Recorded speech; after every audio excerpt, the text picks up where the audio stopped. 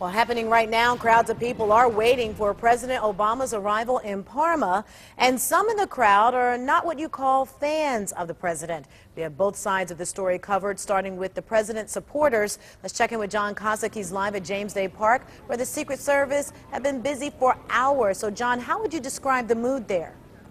Upbeat, Danita, despite the high heat and humidity here this evening. So very often these events are limited to the inside of a high school gym somewhere. The president's bus tour taking things outside where it can be up close and personal with many of his supporters. As you can see, we got the picnic table type setup here in Parma in the park here this evening. The president looking to energize his base by hitting four of the counties that really gave him some of the largest margins of victory in 2008.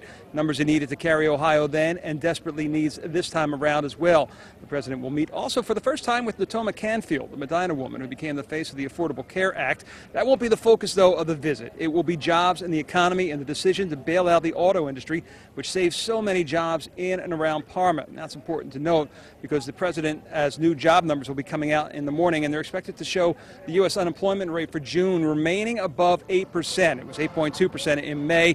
And those numbers are important because no president since Franklin Roosevelt has been reelected with numbers of a high unemployment above 8%. In fact, only one, Ronald Reagan, was elected with numbers above 7%, and that's important to note. But the president, again, looking to energize his base, working class families, looking to sell himself, make his case as to why he is the best person to continue to lead this economic recovery in the United States. Reporting live in Parma, John Cossack, News Channel 5.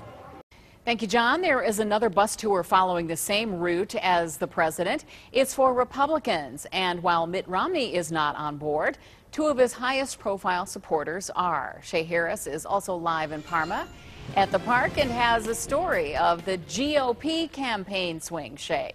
Well, Lee, Governors Bobby Jindal and Tim Pawlenty were in Parma today. They were kicking off what the RNC is calling its anti-Obama campaign, and they were there making a very strong case for change in November. The crowd cheers as the bus rolls up for the middle-class Promise Gap Tour. First stop, Parma, Ohio. This really is the most important election of our lifetimes. I'd ask you one simple question. Are you better off than you were 4 years ago before President Obama became president of the United States?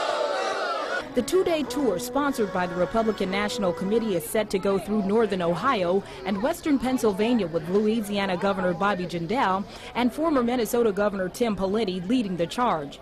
Organizers say the goal is to highlight what they call the gap between what President Obama and the congressional Democrats promised the American people versus what the Republicans say was actually delivered. This president, he has mortgaged America's future and present. He really is taking us the way of Europe. You don't believe that? Look at Obamacare. Look at Obamacare. Over 2,000 pages. They didn't even read it before they passed the bill. And maybe they didn't want you to read it because they knew nobody would vote for it. Now we have a chance to elect somebody in Mitt Romney who spent the bulk of his adult life in the private sector as an entrepreneur. He understands it. Former Governor Pawlenty touted how Americans want their freedom back. If you listen real carefully, they all say about the same thing. They say, get the government off my back. For Romney supporter Julius Fazio, he said he heard enough to bring back what he calls his hope for the country. I heard that there really is some hope. There is some hope for this country to be free again. Now, this tour continues tomorrow in Pennsylvania. Coming up at 6, we'll hear more from both of these governors. In the newsroom, Shay Harris, News Channel 5.